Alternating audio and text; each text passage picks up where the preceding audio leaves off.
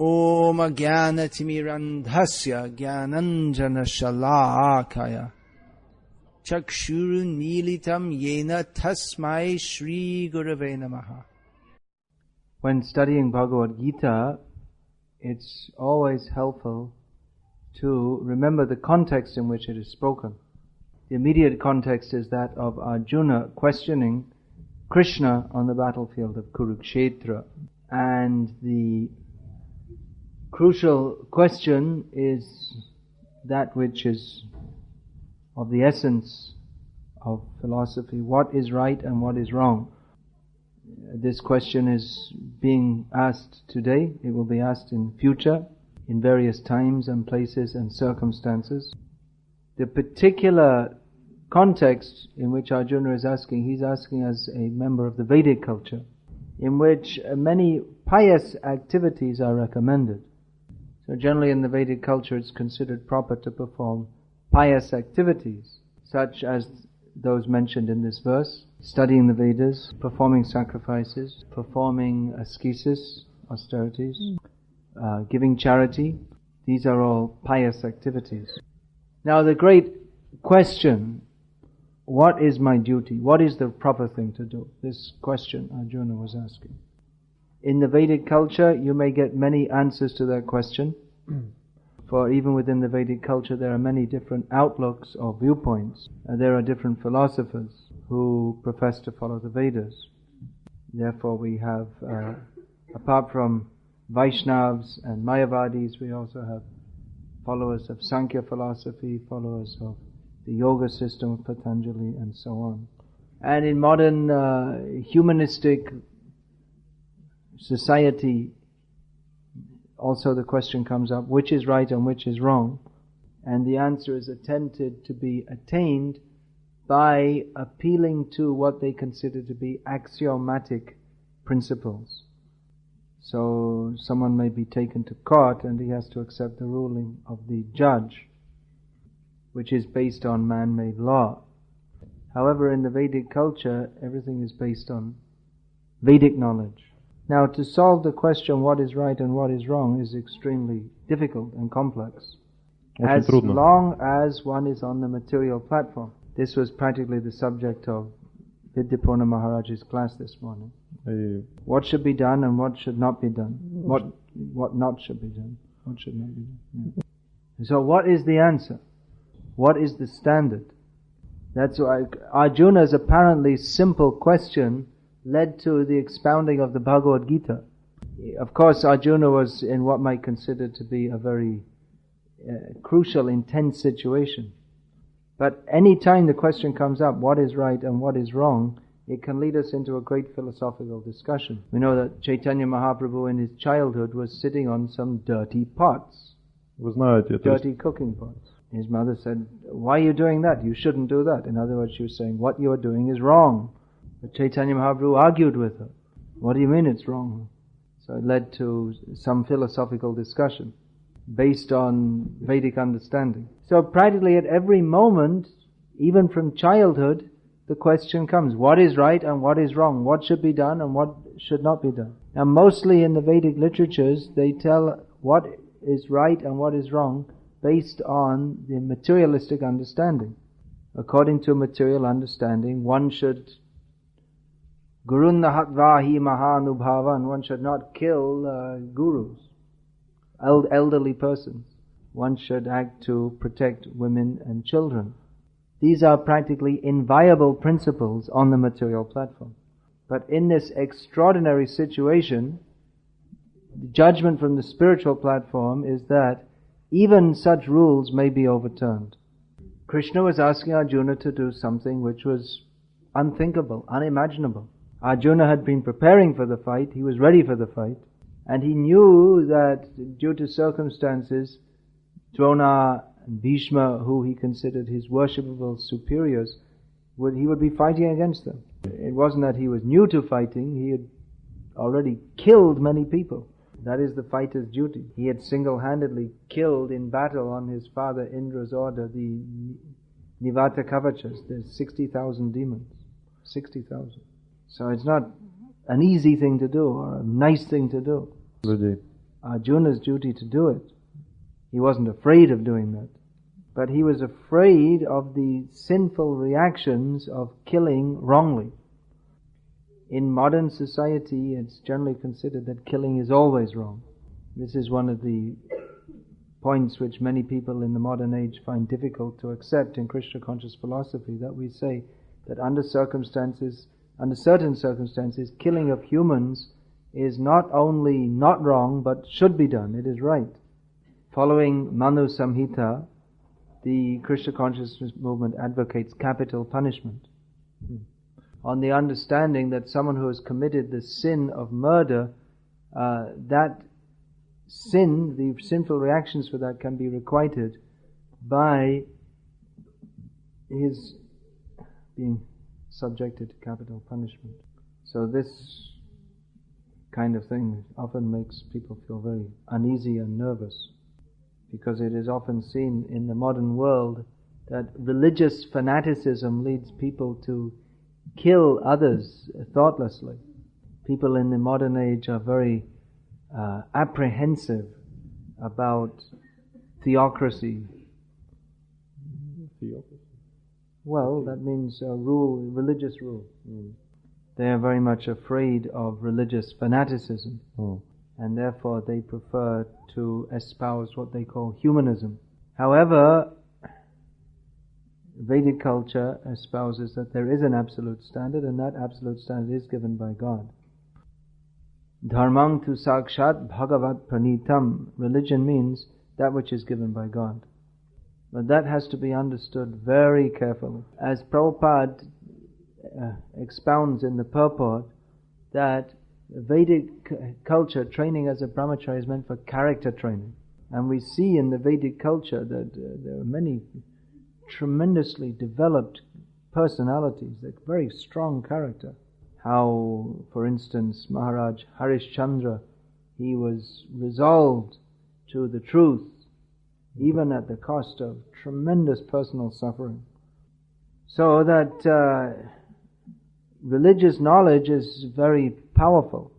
That is why it should be given to those who are of high character. Nowadays we see that people, they print so many different books and distribute them everywhere, and people read so many different books. But that is not actually the method to attain Vedic knowledge. One has to be trained, character training. And then he is allowed, he may be allowed to read certain books only under the permission of his guru. Because unless the character and the understanding is developed properly, we can read so many books, but it doesn't mean we'll understand them. Rather, we may misunderstand. Brahm pramad vipralipsa karana patav. The tendency of the conditioned soul is to make mistakes, be illusioned, have the cheating propensity, and to have imperfect senses. To make mistakes, to be an illusion, to have the cheating propensity, and to have imperfect senses. Is that it? Oh, okay. All right. So the tendency to misunderstand is very strong, especially when we come to the Vedic knowledge, which is extremely subtle, that we're practically sure to misunderstand it unless we're properly guided. And even if we have proper guidance, we can still misunderstand, because we may have proper guidance, but our submission to that guidance may not be complete, in which case again we'll go off. Just like many people, out of their kindness, they come to me and ask for my blessings. But it's not only blessings, not just blessing. Okay, that's it. Now I'll go to sleep. Now I'm Krishna conscious. You have to take not only blessings, you have to take instruction and guidance. And we have to do our work also. Blessings are essential.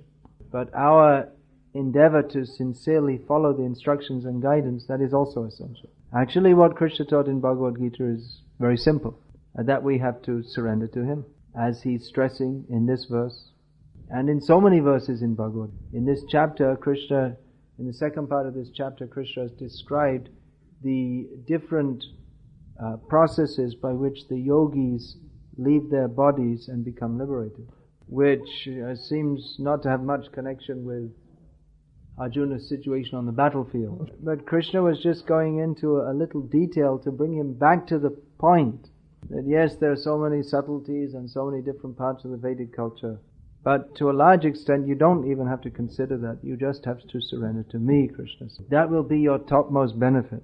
And that will be the ultimate good. Because Krishna wants.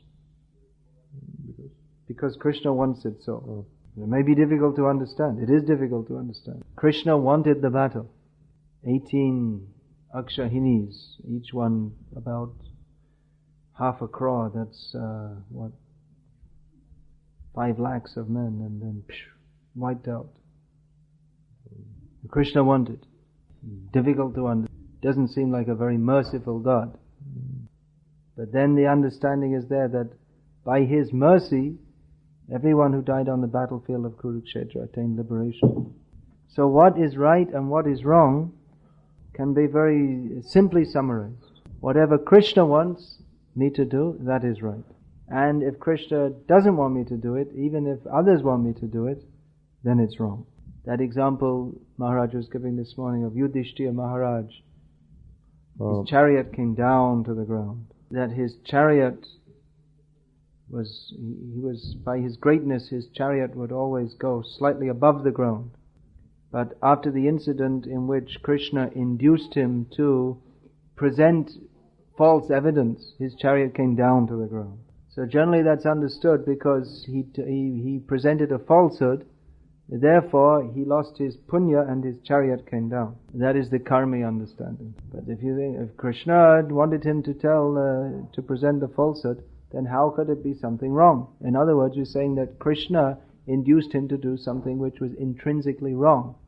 So Bhaktisiddhanta Saraswati Thakur was the first to explain this, that because Yudhishthira Maharaj was reluctant to follow Krishna's order to go against his lifelong practice of being truthful, because of that, therefore his chariot had to come down. Because he had some personal consideration, his reputation, his honesty, his morality.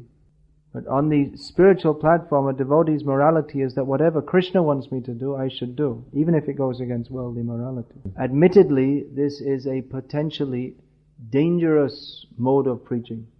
We find that every time a Muslim leader wants to fight a battle, he declares jihad, means holy war. It can be misused. That's why here the emphasis is on character training. A devotee is by nature the most moral person. Krishna says, Sarvadhaman parityaja, give up all varieties of worldly religion. Of course, this word dharma is usually translated as religion, although it can also be, it can't very well be defined in Western languages. It can also be defined as intrinsic moral duty. Maybe a closer translation of dharma is religious morality, righteousness, doing that which is right according to religious principles.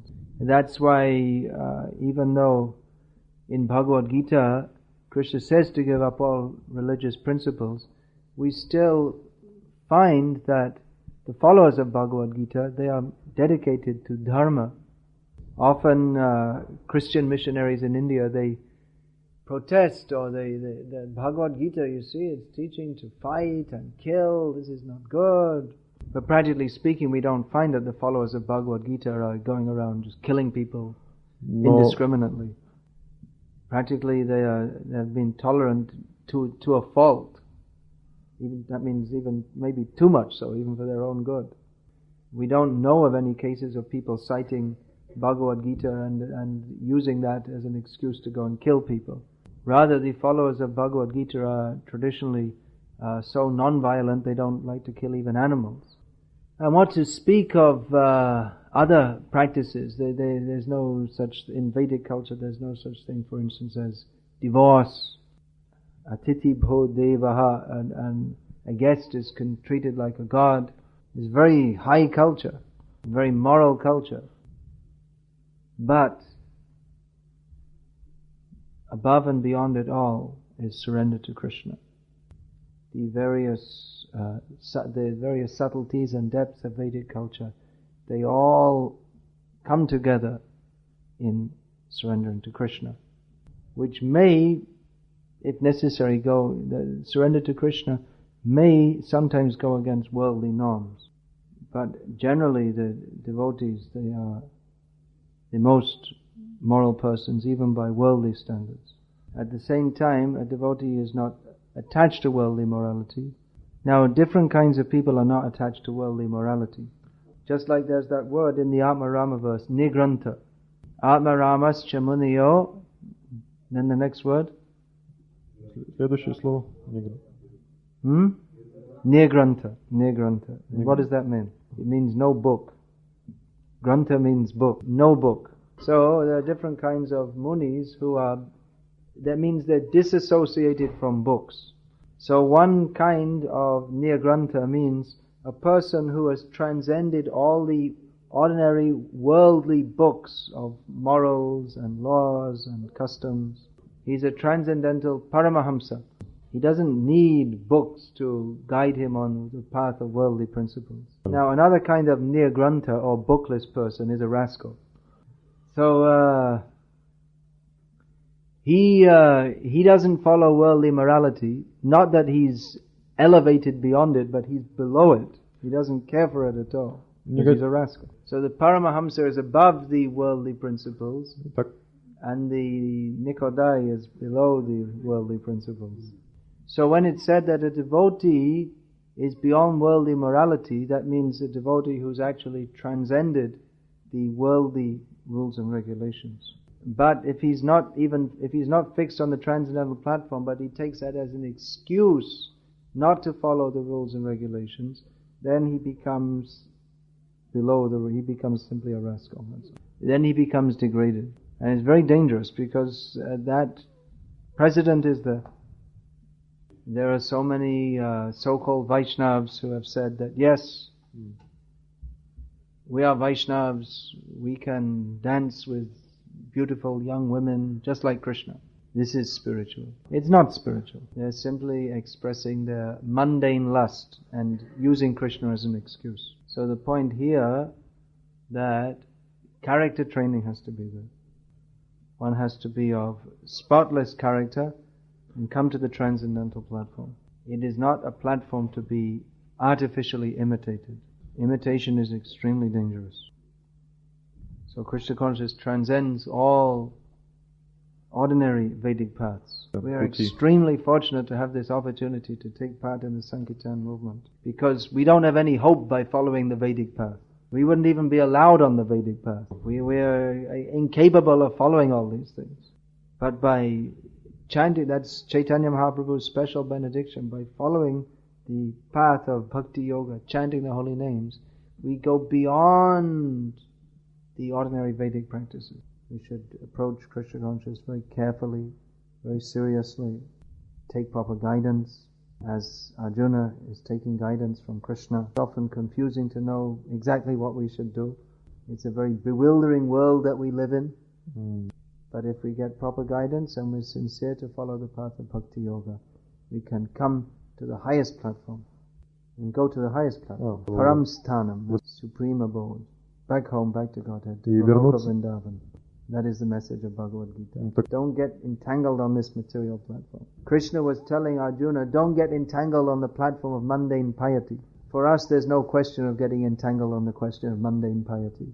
There's either we practice Krishna consciousness or we're totally entangled in mundane impiety. We didn't have such an elevated fall-down possibility as Arjuna. For us, it's either go back to Godhead or become a cat and a dog.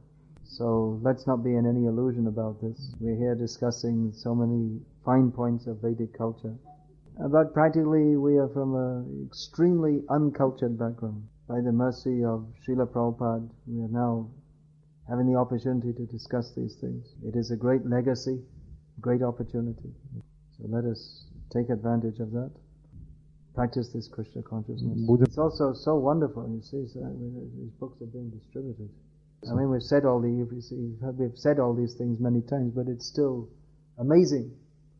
Just like you'll find in the Bhagavatam that Shukadev Goswami from time to time he's making some comments. Aho bhagyam, nanda gopa vajokasam, yanmitram paramanandam, purnam brahma sanatanam. How fortunate is Nanda Maharaj and the inhabitants of Vrajabhumi. that the supreme blissful personality, absolute truth, has become their very great well-wisher and personal friend.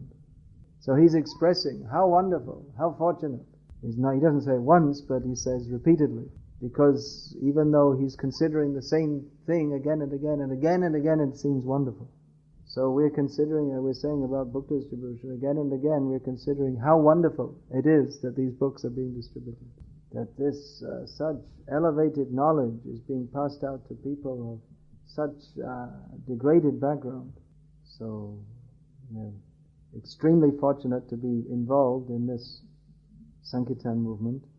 Here it's mentioned, Vedeshu Yagyeshu Tapasu Chaiva Daneshu Yat Punya Phalang Pradeshta. It's mentioned study of the Vedas. So studying the Vedas means studying Bhagavad-gita as it is, giving these books out. And then Yagya, these performing Sankirtan Yagya, chanting the holy names, distributing these books. Tapasya, austerity, going out and distributing these books. And Dana, charity, the best charity is to give people these books. So it's very wonderful how this Sankirtan Yagya is going on in this degraded Kali Yuga.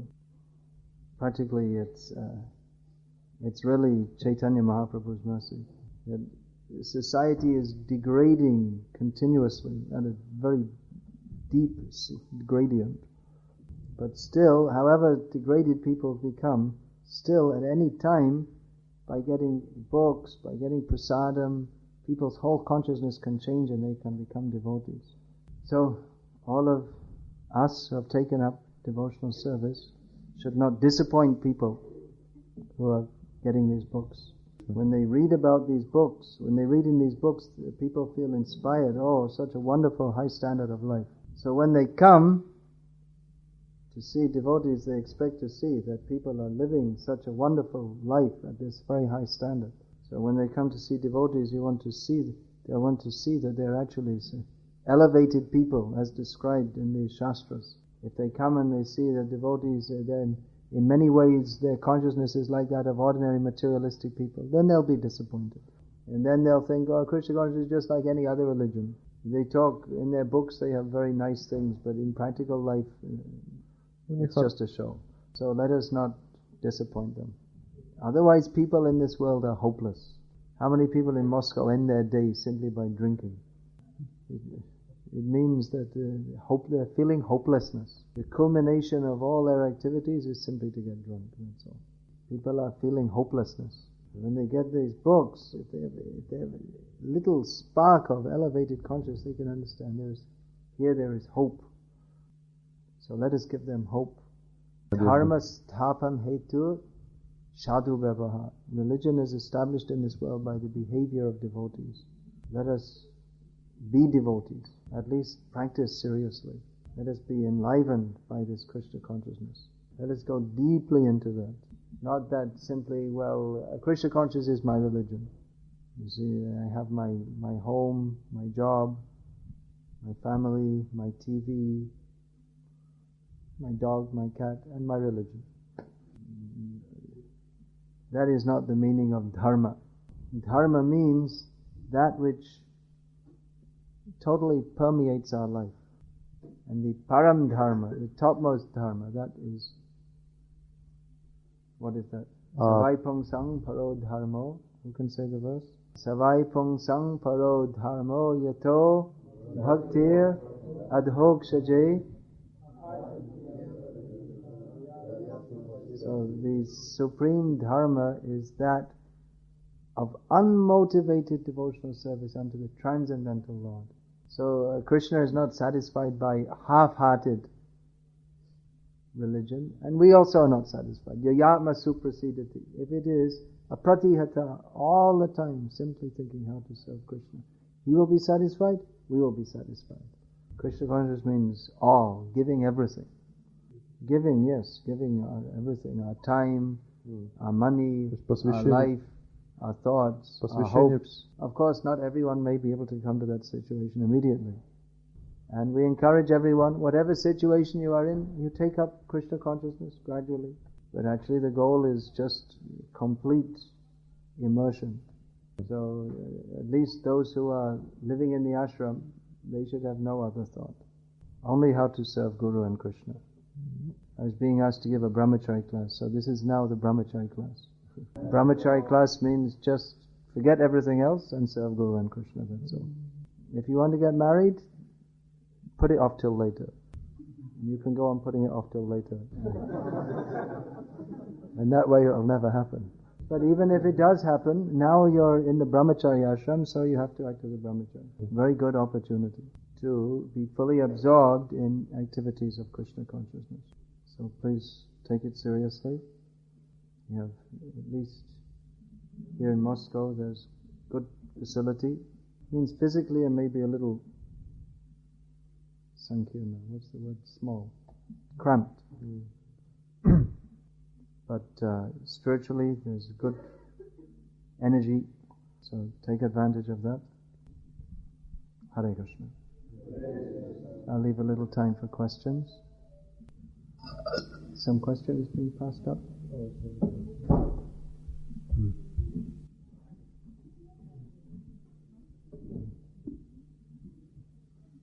Well, yeah, okay. Krishna Chandra, I know who you are. So. She said that we would not even allowed for Vedic, follow Vedic culture. Because of our simple background. But at the same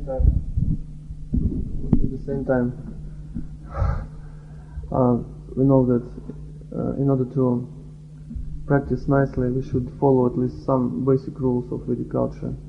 So how to define this minimum we should follow, and is there any book or manual where is this minimum described? What do you suggest to?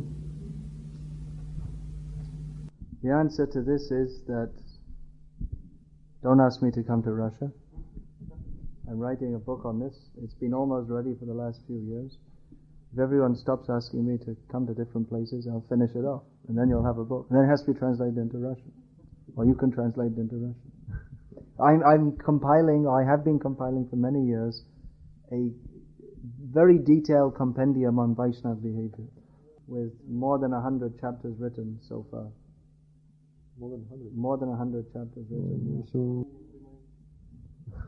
it's been almost finished for the last few years, but I'm also finishing other books. And when I get back to India in October, I just want to hide away and finish off the last few chapters.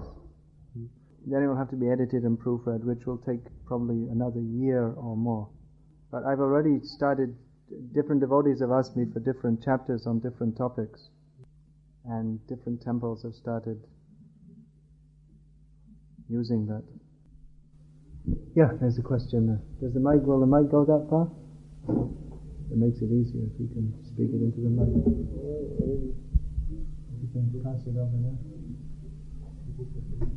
Otherwise, it's better if the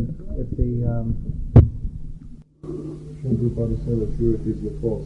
So it's not for book distributors. What will you recommend for nearby devotees who want to distribute books? For young devotees who want to distribute books, they have neither purity nor force.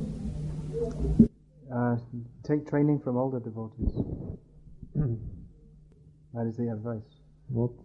In all aspects of devotional life. Prabhupada said purity is the force. He also said utility is the principle. You're not going to distribute books just by standing on the street and being pure, chanting your rounds and holding up the book. Just like Arjuna, he demonstrated his purity by fighting for Krishna. He demonstrated his purity by, on Krishna's order, killing Krsna, who was in an indefensible situation. He was in a situation when he wasn't able to defend himself. That was Arjuna's purity. When distributing books, for instance, you may walk into an office and all the secretaries will say, stop, stop, and you don't stop. You walk right through and go right up to the manager and walk in his office. That may be your purity in that situation. Is the mic going to reach there? No? In that case, maybe others, if you could write it down, that's better. That would save time then instead of... You can just say that. Well, we mentioned that by the nature of time we have to able devotees to go beyond all Vedic principles and subtleties of Vedic culture. But the chanting of the holy name, while chanting the holy name, one has to purify his chanting to get rid of anarthas and offenses to the holy name, which also includes development of culture. One includes that one has to become highly cultured. Yeah, do you want to say that? Yes, chanting in itself is purifying, but proper behavior also needs to be adopted.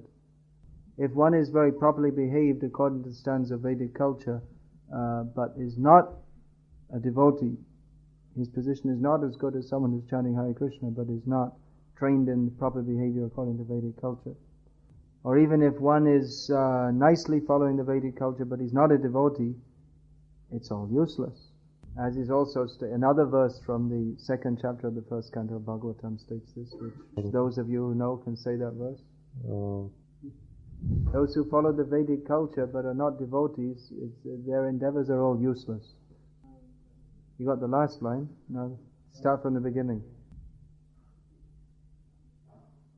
Dharma svanushtita. You're slow, you're too slow. Vishvaksena katasa yaha notpadyad yadi ratim shrama eva hi kevalam. If by performing a religious activities we don't have a taste for hearing and chanting about Krishna, then it's simply hard work and nothing more. So what should we do now? We should stop for the arati, or what's the usual procedure?